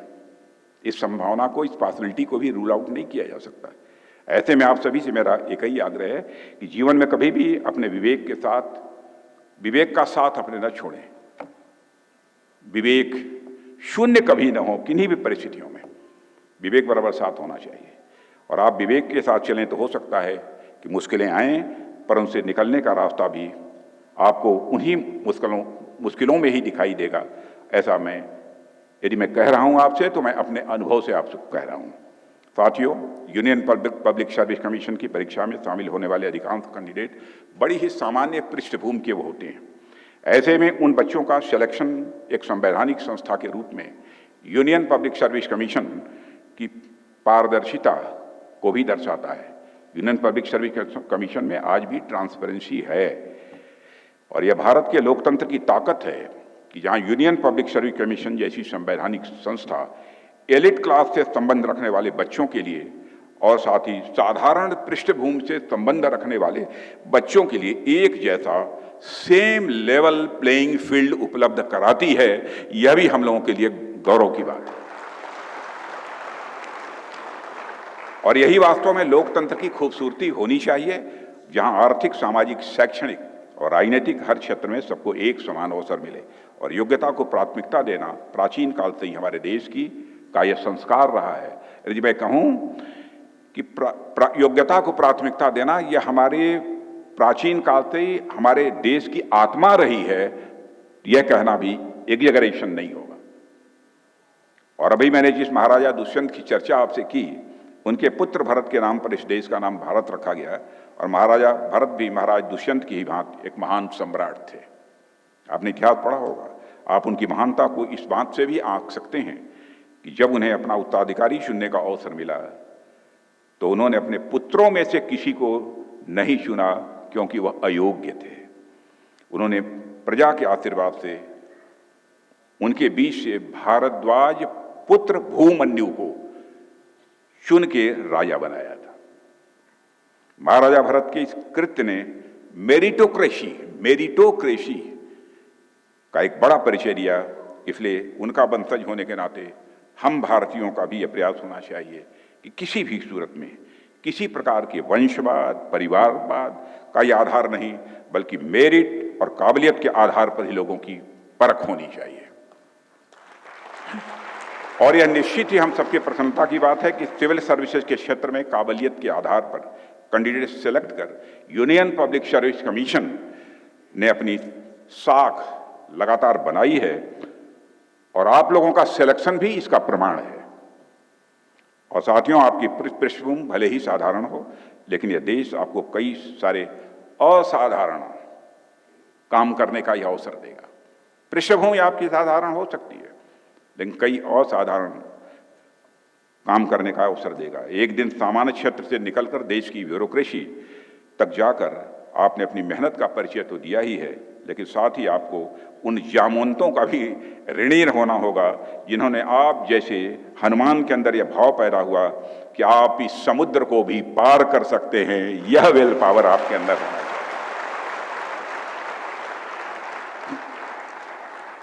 और मित्रों, आपको ध्येय IAS में दृढ़ संकल्पित भाव से आप सबको पढ़ा रहे इन तमाम अध्यापकों के प्रति भी ऋणी रहना होगा। इनका भी ऋण है जिन्होंने आपको पढ़ाया है जिंदगी में, इस फाउंडेशन में भी जिन्होंने आपको पढ़ाया है। आपका व्यक्तित्व इन तमाम अध्यापकों की मेहनत का, उनके परिश्रम का रिफ्लेक्शन है। फिर से दोहराना चाहूंगा, आपका व्यक्तित्व इन तमाम अध्यापकों की मेहनत का एक प्रतिबिंब है, जो भले ही साधारण पृष्ठभूमि से आए थे, लेकिन उन्होंने आपको उस योग्य बना दिया कि जब आप इस पूरे समाज और राष्ट्र को बदलने की अब आपके अंदर कुव्वत पैदा हो गई है, आपके अंदर वह क्षमता पैदा हो गई है। और बच्चों, इन गुरुओं ने जो आपको शिक्षा दी, उसको सिर्फ कुछ पैसे की फीस से नहीं चुकाया जा सकता, बल्कि इन गुरुओं की वास्तविक गुरु दक्षिणा तो उस दिन पूरी होगी जिस दिन कोई गरीब, कोई पीड़ित, कोई वंचित आपके कार्यालय में अपना दुख लेकर आपके सामने आएगा और चेहरे पर मुस्कान के साथ अपने कार्यालय से बाहर निकलेगा। मेरा विश्वास करिए कि उस दिन आपके इन गुरुओं का सीना अपने आप चौड़ा हो जाएगा। शिक्षकों का कितना महत्व होता है, लोग कितने अहंकारी बन जाते हैं बड़े बड़े पदों पर।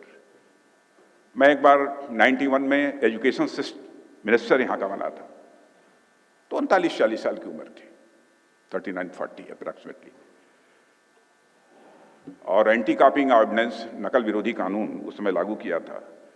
बहुत गाली पड़ी थी मुझे, बच्चों ने बहुत गाली दी थी।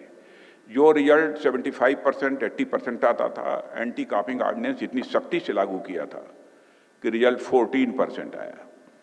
14% आप सोच लीजिए कि मेरी कैसी खिदमत हुई होगी। और वह एजुकेशन मिनिस्टर बनने के बाद जब मैं घर जा रहा था,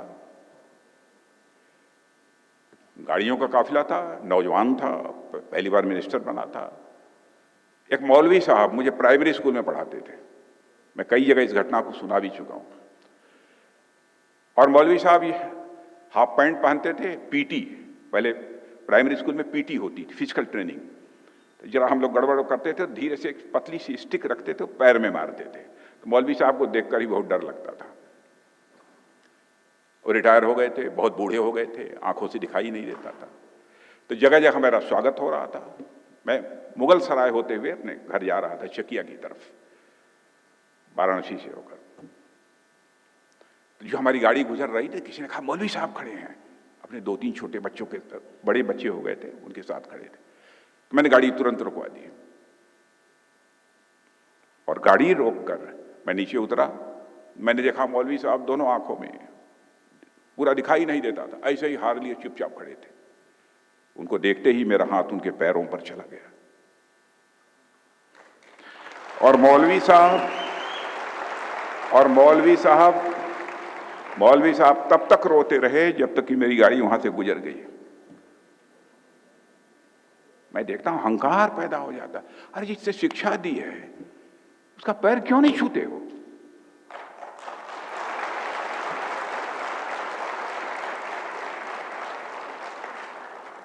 चीफ मिनिस्टर बनने के बाद भी, जब भी डॉक्टर लक्ष्मी नारायण जी त्रिपाठी जिनकी अभी डेथ हुई है, आज भी गोरखपुर विश्वविद्यालय में प्रोफेसर डॉक्टर रामअचल सिंह जी हैं, या अन्य जो हमारे पांडे जी, सब जितने भी गुरु हैं, आज भी मिलते हैं मेरे बहन भाइयों, तो आज भी मैं चरण छूता हूं।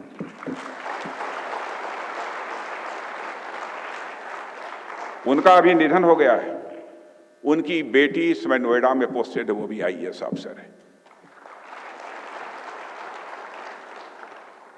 और उनकी माँ, उस बेटी की जो IAS अफसर है, हमारे डॉक्टर लक्ष्मी त्रिपाठी जी की वाइफ, वो बहुत सामान्य परिवार की है, कोई बहुत ज़्यादा वो नहीं, पढ़ी लिखी भी नहीं है ज़्यादा, होंगी 2, 3, 4 क्लास। वो हमसे मिलने के लिए इस बार आई थी। उनका भी मैंने चरण स्पर्श किया। आप क्यों नहीं कर सकते? और एक और 2 बिंदुओं के साथ मैं अपनी बात समाप्त करना चाहूँगा। समय के साथ हमारा समाज प्रगति की राह पर मेरे मित्रों आगे बढ़ रहा है और समाज से सामंती व्यवस्था भी अब धीरे धीरे समाप्त हो रही है। ऐसे में जनता की अपेक्षाओं और आकांक्षाओं पर खरे उतरना ब्यूरोक्रेट्स और नेताओं की काबिलियत का एक पैरामीटर है, एक पैमाना है। एक समय था किसी समाज में कल्चर ऑफ अथॉरिटी हुआ करती थी। एक समय समाज में कल्चर ऑफ अथॉरिटी हुआ करती थी, यानी कलेक्टर साहब ने, कप्तान साहब ने कुछ जो कह दिया वह सही हो या गलत हो, ब्रह्म वाक्य हो जाता था, पत्थर की लकीर बन जाता था। पर आज जनता जागरूक हो चुकी है। शिक्षा और संचार के साधन में बड़ी तेजी से बढ़ोतरी हुई है और हो रही है, और जनता सही गलत, उचित अनुचित का भेद करना अच्छी तरह जानती है, समझती है। इसलिए आज की तारीख में किसी की इज्जत सिर्फ इसलिए नहीं संभव है कि वह किसी जिले का कलेक्टर है या कप्तान है, बल्कि इज्जत इस बात से संभव है कि वह जनता की अपेक्षाओं की कसौटी पर कितना खरा उतरता है। और इस बात पर यह निर्भर करता है कि आप कितनी ईमानदारी और कितनी निष्ठा से अपने पद के साथ न्याय कर पाते हैं, आप अपने काम को कितना जस्टिफाई कर पाते हैं। कहने का अर्थ यह है कि आज कल्चर ऑफ अथॉरिटी की जगह कल्चर ऑफ जस्टिफिकेशन आ गया है। कल्चर ऑफ अथॉरिटी की जगह कल्चर ऑफ जस्टिफिकेशन आ गया है। और आपको अगर अपने ज़िले में इज्जत पानी है तो आपको अपनी काबिलियत से, निष्ठा से, ईमानदारी से, मेहनत से और संवेदनशीलता से काम करना होगा। आप ऐसा करते हैं तो न केवल आप अपने क्षेत्र की व्यवस्था सुदृढ़ करते हैं, बल्कि लोगों के सम्मान के भी आप पात्र बन जाएंगे, लोगों के सम्मान के हकदार बन जाएंगे। एक बार ऑफिस में हमारे निजी सचिव मिस्टर आलोक तिवारी, जैसे हमने बताया कि जो इसके पहले डिस्ट्रिक्ट मजिस्ट्रेट कानपुर थे, बैठा हुआ, तो मैंने कहा कि भाई बात करते समय बराबर ये सावधानी बरतनी चाहिए कि जो व्यक्ति हमारे सामने बैठा है उसके अंदर अनुकूल संवेदना पैदा हो, अनुकूल संवेदना पैदा हो। इसका मतलब यह नहीं है कि उसके मन की ही बात बोलनी चाहिए, बात रखने का तरीका भी ऐसा पैदा हो सकता है उसको अच्छा लगे, उसको अनुकूल संवेदना पैदा हो। तो उन्होंने कहा साहब ये मुझे सुन के बहुत अच्छा लगा है, वैसे मैं सावधानी तो बरतता हूँ लेकिन आगे भी मैं सावधानी बरतूंगा, इसलिए यह प्रयत्न आपको भी करना चाहिए। और मैंने देखा है ऐसे अफसरों को जो अपनी काबिलियत और कंडक्ट से जनता का इतना प्यार, सम्मान और आशीर्वाद पाते हैं, उतना प्यार, सम्मान और आशीर्वाद किसी भी सेलिब्रिटी को भी नहीं नसीब हो पाता है। मैंने अपने खुद जीवन में देखा है, बहुत सारे ऐसे भी अफसर हैं। और साथियों, अब आपके कंधे पर एक बहुत बड़ी आने वाली है और उस समय सेवा में जा रहे हैं जब देश ये अमृत काल में प्रवेश कर रहा है। 2047 तक हमारे भारत की आज़ादी के 100 वर्ष पूरे होंगे और जब आप अपने कार्यकाल के लगभग अंतिम समय पर होंगे तो उस समय 2047 यानी आज़ादी के 100 वर्ष जब पूरे होंगे, उस समय तक देश अपनी स्वाधीनता का 100वां वर्ष मना रहा होगा। जैसा कि आप सभी जानते हैं कि माननीय प्रधानमंत्री श्री नरेंद्र मोदी ने देश को एक सपना दिखाया है कि हम 2047 तक एक विकसित भारत, डेवलप्ड इंडिया का निर्माण करेंगे।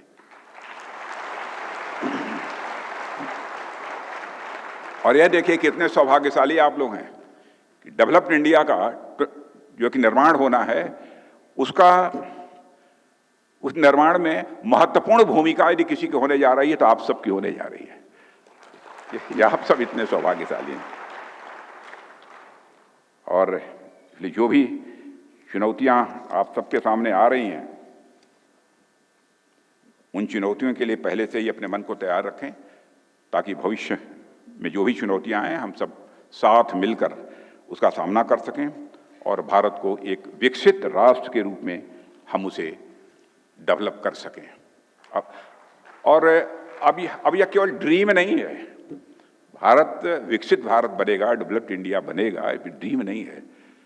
आप लोग तो फॉरेन मैगजीन्स भी पढ़ते होंगे, द इकोनॉमिस्ट आती है मैगजीन्स, को भी पढ़ा है कि नहीं? अब ऐसी एक से एक जितनी हमारी फॉरेन की मैगजीन्स हैं उनमें भी अभी बात आने लगी है भारत कैसे आगे बढ़ रहा है, भारत का स्ट्रेचर दुनिया में बढ़ा है। हमारे प्रधानमंत्री जी अमेरिका जाने वाले हैं, कितनी धुआंधार तैयारी हो रही है। आपने देखा होगा पहले अंतर्राष्ट्रीय मंचों पर भारत को जो सम्मान कभी नहीं मिलता था, आज भारत का हमारा प्रधानमंत्री जाता है तो लोग पलक पावड़े बिछाकर प्रधानमंत्री का स्वागत करते हैं। कौन होस्ट करेगा? क्या अमेरिका सुपर पावर, वहां तैयारी हो रही है। कौन होस्ट करेगा, कैसे होगा, ये होगा, कौन होने चाहिए, डिग्निटरीज कौन से आनी चाहिए, यह सब तैयारी हो रही है। भारत का कद बढ़ रहा है। भारत इंटरनेशनल फोरम पर पहले कुछ बोलता था तो भारत की बातों को जितना सीरियसली, गंभीरतापूर्वक लिया जाना चाहिए, नहीं लिया जाता था। लेकिन आज यदि भारत कुछ बोलता है तो ऐसे लोग नहीं सुनते, कान खोल कर सुनते हैं कि भारत बोल क्या रहा है। यह भारत की हैसियत बनी है। इसलिए मैं चाहूंगा कि आप आने वाली चुनौतियों के लिए पहले से अपने मन को तैयार रखें ताकि भविष्य में जो भी चुनौतियां आए हम सब साथ मिलकर उसका सामना कर सकें और भारत को एक विकसित राष्ट्र के निर्माण की ओर ले जा सकें। और मैं आप लोगों की सफलता के लिए ध्येय फाउंडेशन को मैं विशेष रूप से बधाई ही नहीं देता हूं, बल्कि तहे दिल मैं ध्येय फाउंडेशन की सराहना करता हूं।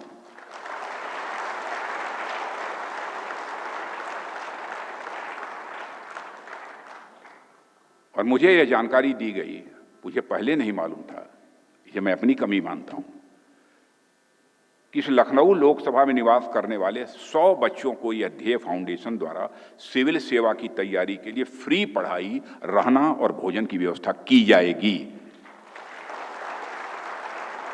यह संकल्प लिया।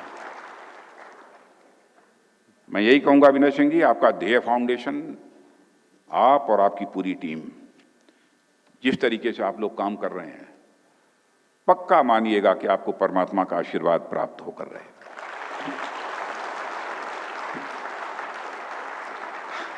आजकल मैं देखता हूं जो सो कॉल्ड प्रोग्रेसिव्स हैं, उनके भगवान का नाम लेना, परमात्मा का नाम लेना बैकवर्ड है। ऐसा मत करना, कभी मत करना। मंदिर में जाकर पूजा करना यही धर्म नहीं है, यही अध्यात्म नहीं है, यही स्पिरिचुअलिज्म नहीं है, लेकिन यही केवल नहीं है। मस्जिद में जाकर इबादत करना यही स्पिरिचुअलिज्म नहीं है। गिरजाघर में सजदा करना यही स्पिरिचुअलिज्म नहीं है। एलिवेशन ऑफ मन, मन का बड़ा करना, मन का उन्मन करना, यही अध्यात्म है। और मैं तो बच्चों में जहां भी कन्वोकेशन वगैरह में जहां भी जाता हूं, मैं बच्चों को तो यह बात जरूर मैं बतलाता हूं। मैंने कहा कि मन बड़ा करके, एलिवेटेड मन होना चाहिए, मन बड़ा करके काम करो, सब कुछ हासिल होगा जीवन में। मैथमेटिकल फार्मूले के रूप में उसे समझाता हूं, क्योंकि मैथमेटिक्स का टीचर रहा हूं, तो कहीं से कहीं वो कीड़ा पैर मन में आ जाता है। मैं कहता हूं, मान लो थोड़ी देर के लिए कि मन तुम्हारा सर्किल है। Let us consider that your मन इज ए सर्किल। और मैं कहता हूं कि मन को जितना बढ़ाते चले जाओगे, उसी रेशियो में मैग्नीट्यूड ऑफ सुख, मैग्नीट्यूड ऑफ आनंद, मैग्नीट्यूड ऑफ परमानंद और मैग्नीट्यूड ऑफ परमानंद जो होता है वो परमात्मा के पहुंचने को परमानंद कहते हैं। और मैथमेटिकल इक्वेशन में कहना हो तो हम कह सकते हैं सर्कमफरेंस ऑफ मन is directly proportional to the magnitude of सुख।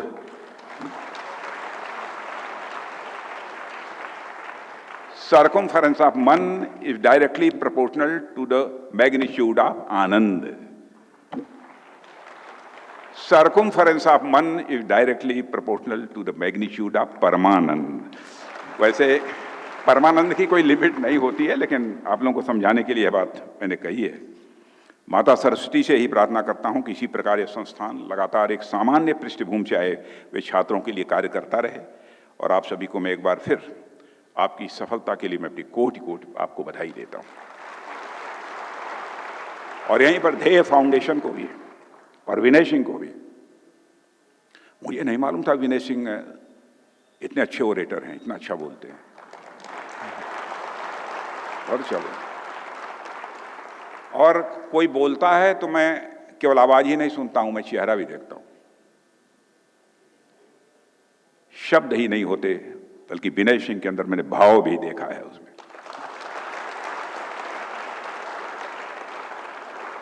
और जो उन्होंने भी निर्णय लिया है मुफ्त पढ़ाने का लगभग 100 बच्चों को, ये बहुत बड़ी बात है। मैं इसके लिए उनको अपनी हार्दिक शुभकामनाएं देता हूं।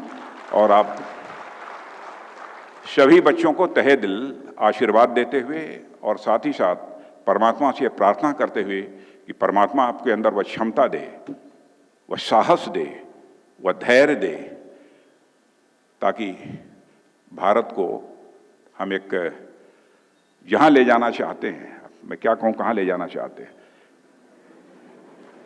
आप ये कहेंगे भारत को कहां ले जाना चाहते हैं, तो भारत केवल हम एक सुपर पावर ही नहीं बनाना चाहते हैं। मैं भारत को सचमुच ऐसा बनाना चाहता हूं कि भारत में रहने वाला हर व्यक्ति यह सोचे, दुनिया को मजबूर कर दे, केवल भारत की सीमा में रहने वाले ही लोग हमारे परिवार के सदस्य नहीं हैं, बल्कि पूरे वसुधा पर, पूरी धरा पर रहने वाले लोग हमारे परिवार के सदस्य हों और ये हम वसुधैव कुटुम्बकम का संदेश दे सकें। The whole world is a family. इन्हीं शब्दों के साथ मैं पुनः आप सबको शुभकामनाएं देते हुए अपना निवेदन समाप्त। बहुत बहुत आभार और धन्यवाद माननीय आपकी प्रेरणादायी उद्बोधन के लिए। कलेक्टर बिटिया अभियान के अंतर्गत चयनित हमारी ये बालिकाएं हैं, छात्राएं हैं, आपके साथ एक फोटोग्राफ खिंचवाना की इच्छुक हैं, तो आप सभी से अनुरोध करेंगे कि शीघ्रता से मंच पर आएं, माननीय रक्षा मंत्री जी का आशीर्वाद प्राप्त करें और एक ग्रुप फोटोग्राफ माननीय रक्षा मंत्री जी के साथ खिंचवाएं। आप लोग शीघ्रता से मंच पर आएं और आप सभी जो भी दर्शक दीर्घा में बैठे एक जोरदार तालियों से इन छात्राओं का अभिवादन करें।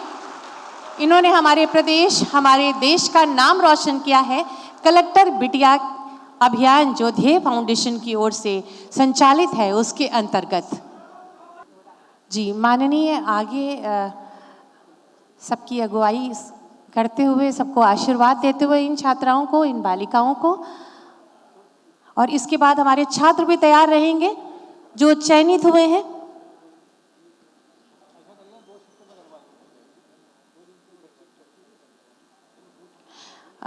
छात्राएं आगे चली जाएं।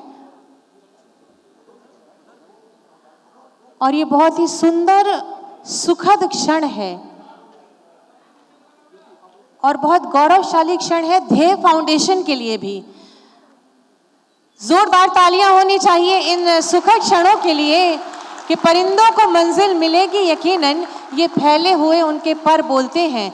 वो रहते हैं खामोश दुनिया में अक्सर, जमाने में जिनके हुनर बोलते हैं। इन सब छात्राओं को जोरदार तालियों से इनका अभिवादन करेंगे।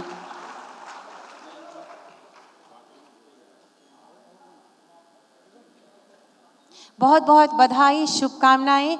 ये देश, ये प्रदेश आपकी प्रतीक्षा कर रहा है और आप अपने देश की सेवा करने का आपके लिए बहुत खूबसूरत और सुनहरा मौका है।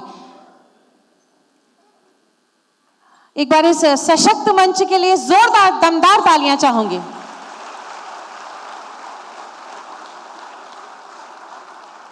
हमारी कलेक्टर बिटिया, इसके बाद हमारे चयनित छात्र शीघ्रता से मंच पर आए, माननीय के साथ एक ग्रुप फोटोग्राफ के लिए उनका आशीर्वाद लें। और जिस तरह से ये मंच पर आ रहे हैं, आपकी तालियां, जोरदार तालियां इनके अभिवादन के लिए, इनके अभिनंदन के लिए। आप सब हमारे राष्ट्र का गौरव हैं। छात्राएं अब नीचे जाकर अपना स्थान ले लें। आप सभी की जोरदार तालियां अपेक्षित हैं इस मंच के लिए।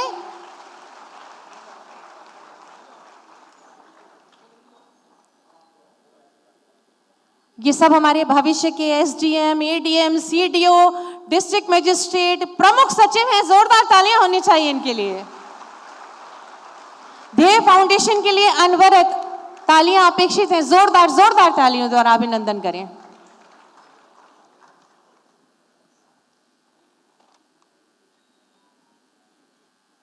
बहुत बहुत धन्यवाद, आभार माननीय इन सभी छात्र छात्राओं को आशीर्वाद देने के लिए। धन्यवाद ज्ञापन के लिए मैं श्री QH खान साहब से अनुरोध करूंगी, कृपया धन्यवाद ज्ञापित करें। आप सभी अपने स्थानों पर बैठे रहेंगे। माननीय को कुछ बहुत ही आवश्यक कार्य के लिए उनको यहाँ से प्रस्थान करना है। आप सभी को अभी यहाँ सम्मानित किया जाएगा।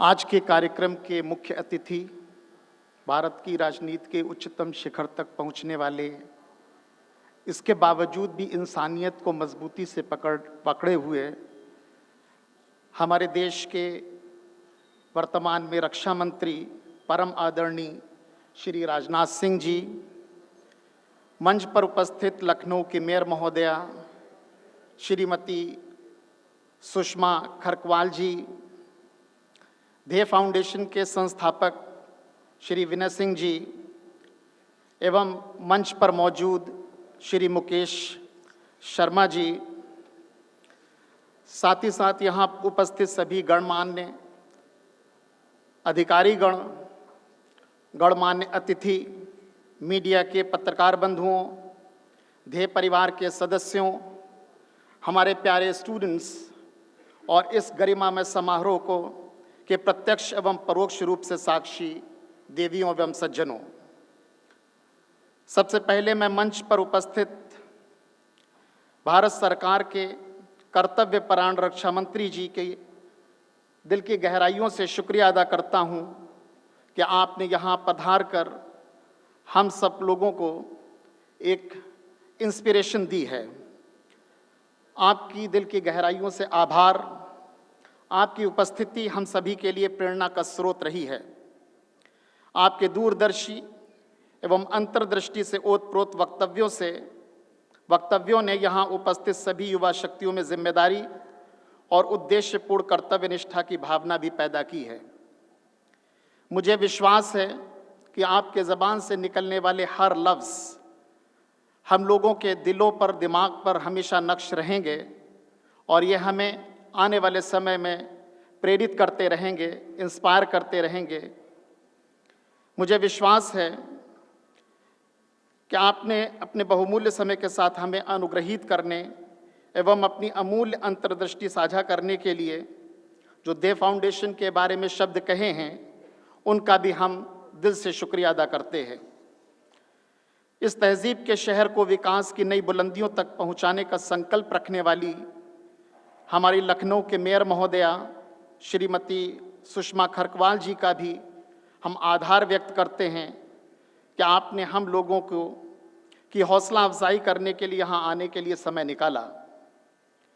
आज के कार्यक्रम के सूत्रधार ध्येय फाउंडेशन के संस्थापक एवं ध्येय परिवार के मुखिया, हम सभी के चहेते, हम सभी के दिलों में एक विशिष्ट स्थान रखने वाले श्री विनय सिंह जी, और यकीन जानिए आपके चेहरों की मुस्कुराहट और तालियों की गड़गड़ाहट इस बात की गम्माज है कि हम जो उनके बारे में कह रहे हैं आप उसको साबित भी कर रहे हैं।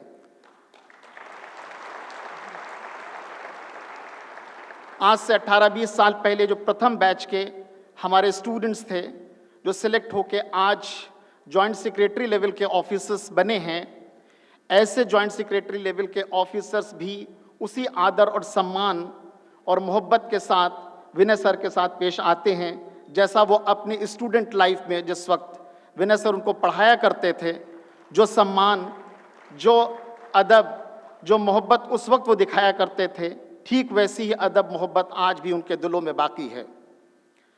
और हम विनय सर का इसलिए भी आभार व्यक्त करना चाहते हैं कि वो वजह बने हैं इस आयोजन की, जिस आयोजन के ज़रिए हमें माननीय रक्षा मंत्री जी के मुख से वो शब्द सुनने को मिले जो हमारे लिए लंबे समय तक प्रेरणा स्रोत बने रहेंगे।